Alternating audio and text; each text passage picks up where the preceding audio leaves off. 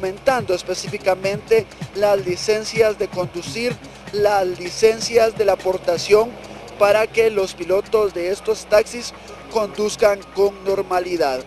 Con esta información y con estos detalles sobre estos operativos que estarán iniciando las fuerzas de seguridad esta mañana, yo regreso a los estudios centrales de Viva la Mañana. Bueno, gracias Beto Cardona. Así arrancamos entonces con esta información, nuestra unidad móvil recorriendo distintos puntos y empezamos con las noticias. Empezamos a informar todo lo que acontece.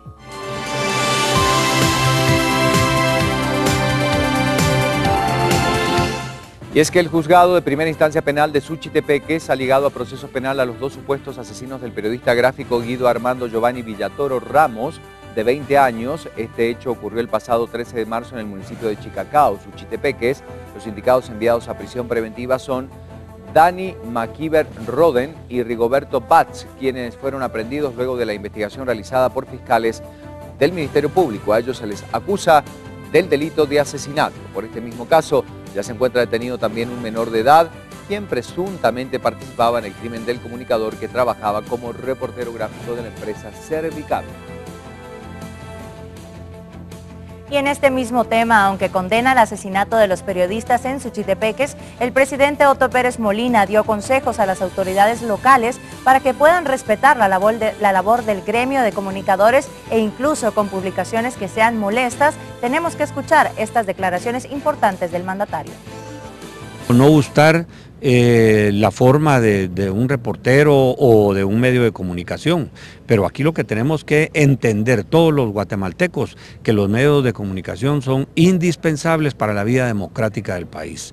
Así que el mensaje que yo les mando a cualquier autoridad, si es que hubiera involucrado alguna autoridad local, es que deben de ser respetuosos de la libertad de pensamiento, de que deben de ser respetuosos de las publicaciones que se hagan en los medios de comunicación, y en lugar, si alguien está actuando para tratar de acallar a un periodista, lo que deben de hacer es enfrentarlos, es darles declaraciones, es ponerles pruebas y es darles argumentos suficientes si es que alguna publicación a ellos no les gustó.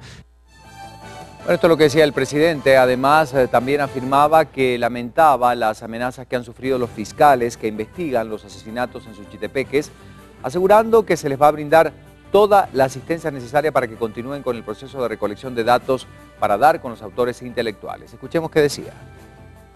Me reuní con el ministro de Gobernación y me dijo que están tomando todas las medidas necesarias para que los fiscales puedan seguir laborando como debe ser y que la investigación no se va a detener en esto. Muy pronto se pueda dar con los responsables intelectuales de estos lamentables hechos donde murieron 3 periodistas. Y los integrantes de la Asociación de Periodistas de Guatemala, APG, viajaron a Mazatenango, Suchitepeques para poder conocer de cerca la situación de los comunicadores. Ellos buscaban organizarlos y brindarles asesoría luego de los lamentables asesinatos de los 3 periodistas la semana pasada. De enero a la fecha, la Procuraduría de los Derechos Humanos ha recibido un total de 28 denuncias por agresión en contra de periodistas, de los cuales 3 fallecieron y 2 quedaron heridos de gravedad. Los departamentos que han registrado más denuncias son Guatemala con 10, Huehuetenango con 5, Quiché y Suchitepeques con 4, Chiquimula y Quetzaltenango con 2 y El Progreso reporta una denuncia. El presidente de la Asociación de Periodistas de Guatemala, Freddy García, considera que quienes sufren mayor intimidación son comunicadores departamentales, pero agregó que la mayoría de ellos prefieren no denunciar las agresiones o amenazas por la falta de credibilidad en las autoridades. Con el objetivo de reforzar las demandas que han realizado los comunicadores de Mazatenango, conformaron la filial de Suchitepeques de la APG, que sería la segunda filial departamental. La mayoría pertenecen a asociaciones que no tienen responsabilidad estatutaria. Entonces nosotros hoy visitamos departamentos con el objetivo de que los periodistas tengan el apoyo de la APG, la máxima entidad de prensa del país, porque hay asociaciones en Suchitepeques, en Quetzaltenango, en Totonicapán, en Huehuetenango, en Zacapa, en Petén, en Zabal, en Chiquimula, Jutiapa y Jalapa. Sin embargo, son asociaciones locales. Entonces nosotros ahora los estamos visitando para que tengan el respaldo de la APG y de esta manera los departamentales tengan el mismo derecho que los capitalinos. En la reunión, la APG mostró su solidaridad a las familias y además constataron que la viuda de uno de ellos, tras las diversas amenazas, cuenta con seguridad particular, por lo que recalcó la importancia de crear las medidas de protección. Vamos a crear una mesa de diálogo con el ministro de Gobernación y por el momento lo que le pedimos al ministro es de que proteja a los periodistas. Hoy fuimos testigos de que anda un policía de particular cuidando la seguridad de la viuda de Danilo López. Bueno, y en otra información, tras 9 días de haber ocurrido el ataque con armas y granadas, recordemos, fuera del Hospital General San Juan de Dios en la zona 1, que en su momento dejó 2 personas fallecidas y más de 22 heridas, ayer se sumaba un tercer deceso. El fallecido fue identificado como Modesto Ambrosio Esteban, 50 años de edad, quien murió por fallas multiorgánicas a causa de las múltiples heridas por esquirlas desde el día de los ataques. Ambrosio Esteban se suma a las otras 2 víctimas mortales, una vendedora de alimentos de origen salvadoreño y también un piloto custodio de uno de los vehículos del sistema penitenciario. En el Hospital San Juan de Dios aún permanecen 2 pacientes más, uno en situación estable y otro más en estado delicado con pronóstico reservado. Eso decía el director del nosocomio.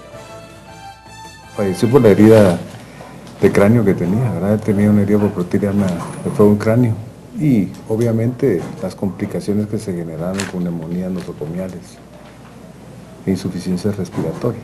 Kimberly aún permanece en condiciones críticas, ¿verdad? Porque ella también tiene una herida en cráneo. Y las otras 2 personas que estaban, ya una de ellas, Paula ya egresó, pero era la que tenía la herida en el brazo. Y la otra persona que es Byron, él aún permanece hospitalizado, pero él está estable. Y en otras noticias, como parte del proceso de mejora del régimen carcelario del país, las autoridades del gobierno presentaron oficialmente la Política Nacional de esta Reforma Penitenciaria 2014-2024, Rehabilitación para la Paz Social, la cual busca garantizar el resguardo de las y los privados de libertad, fortalecer también los programas para su reinserción y dignificar el trabajo de los guardias, así como transformar al sistema en un servicio confiable y seguro. Según el mandatario Pérez Molina, 50 años de rezago y abandono mantiene el sistema penitenciario. Entre las líneas de acción más importantes del documento se busca la implementación de una carrera penitenciaria con especialización permanente, construcción, remozamiento y modernización de la infraestructura, entre otros aspectos que hay que destacar.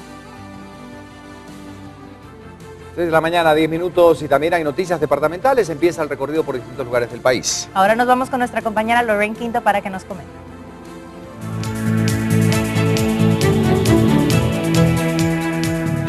Así es, compañeros, damos vuelta de página para conocer lo más relevante del interior de nuestro país y ponemos la sección departamental de Prensa Libre. Incendios forestales destruyen bosques, fuego ha arrasado unas 198 hectáreas, al menos 128 siniestros han sido atendidos tan solo este año 2015 en la provincia y como vemos en imágenes, departamentos que han sido afectados: Zacapa, Sololá y Huehuetenango. Más información la puede encontrar en esta sección. Y hablando de más noticias departamentales, nos trasladamos a Quetzaltenango, donde se realizó una segunda marcha de comunicadores exigiendo el esclarecimiento de los asesinatos a los periodistas en el departamento de Suchitepeques. Veamos. Luego de la marcha, los periodistas realizaron un homenaje póstumo en el monumento al periodista, en honor a Danilo López, Federico Salazar y Guido Villatoro, todos asesinados la semana pasada. Los periodistas realizaron un minuto de silencio y una oración y al mismo tiempo solicitaron al gobierno cumpla con las medidas de seguridad que ha ofrecido hasta el momento. La caminata salió del Ministerio Público Zona 1 de Quetzaltenango y terminó en la calle Rodolfo Robles 2 horas después. Más información departamental más adelante en Viva la Mañana, quédese con nosotros.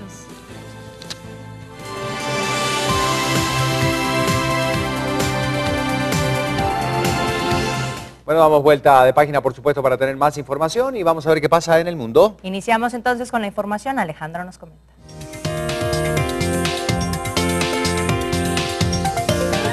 Desde España, El País, en su diario digital, destaca lo siguiente y habla de Brasil porque la dimisión de un ministro abre una crisis entre Dilma Rousseff y el Congreso. La fulminante dimisión del ministro de Educación, Cid Gómez, hecha pública ayer miércoles, abrió una nueva brecha en las ya turbias relaciones entre la presidenta Dilma Rousseff y la Cámara de Diputados. Gómez acudió al Congreso instado por los parlamentarios para que se desdijera de la expresión chantajistas que usó para describirlos, aludiendo a las exigencias de poder que los grupos aliados ponen por delante para seguir colaborando. Gómez no se disculpó e insistió en su postura, así que el partido del Movimiento Democrático Brasileño puso un órdago encima de la mesa: o el ministro se iba o rompía la alianza. Más detalles en El País desde España.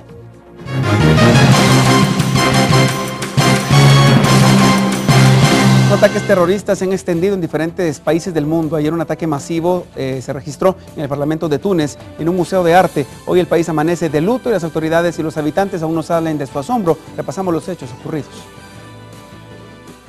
Al menos 19 personas murieron en el ataque de varios hombres armados contra el Museo del Bardo en Túnez. Entre ellas se encuentran 17 turistas polacos, italianos, alemanes y españoles. Las dos víctimas tunecinas son un policía y un civil. La televisión nacional informó que la policía puso fin al ataque después de haber evacuado a todos los visitantes que estaban retenidos. Según este canal, los dos hombres armados que irrumpieron en el museo también murieron en el asalto.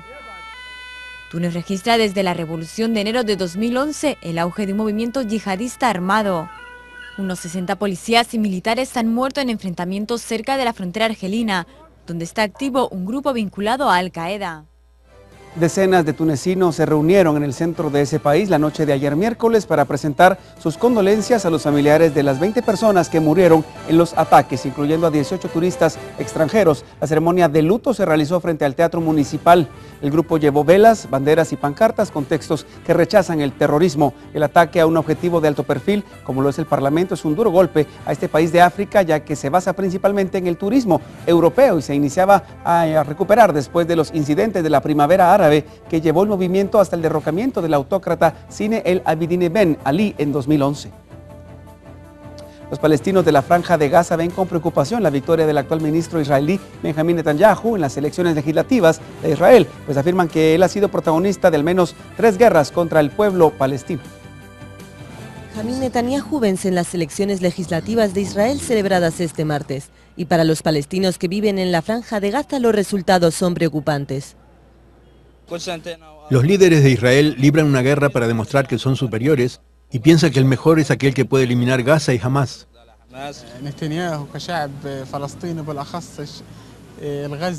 Ya conocemos a Netanyahu. Nos enfrentamos a 3 guerras contra él y Gaza quedó muy destruida. No creo que la política en materia de Gaza vaya a cambiar.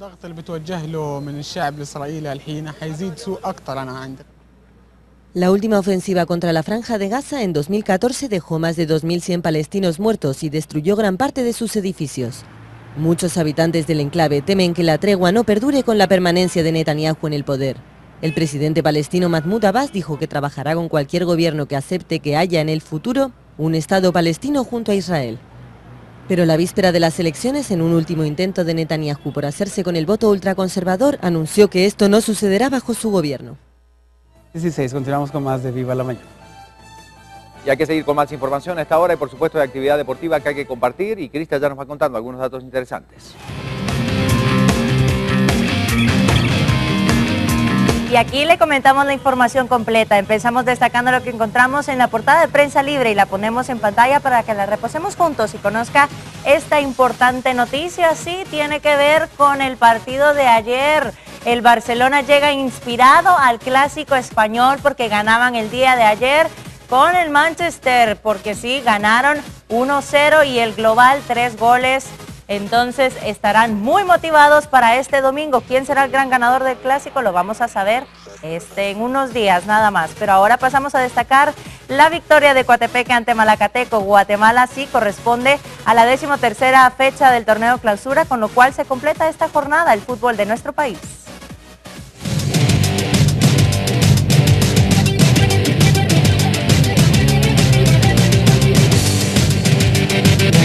Deportivo Coatepeque se impuso 2-1 a Malacateco y de esta forma alcanzó 3 puntos que aún lo mantienen con posibilidades de no perder la categoría en encuentro pendiente de la 13ª fecha del torneo Clausura 2015.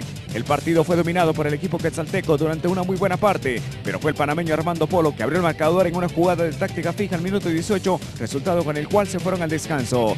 En el segundo tiempo el equipo coatepecano aumentó el marcador en los botines del costarricense Roberto Porras, que envió el balón al fondo de las redes al minuto 48 para el 2-0 del partido. Malacateco con control de